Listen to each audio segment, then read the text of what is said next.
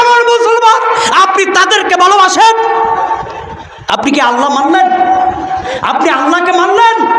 আপনি রবকে মানলে, রব যাকে ভালো না বাসে তাকে আমি মুসলমান নামদারি হিসাবেও তাকে ভালোবাসার আমার কোনো অধিকার ইসলাম আমাকে দেয় না, আমার ধর্ম আমাকে দেয় না। আমি কেন তাকে ভালোবাসবো?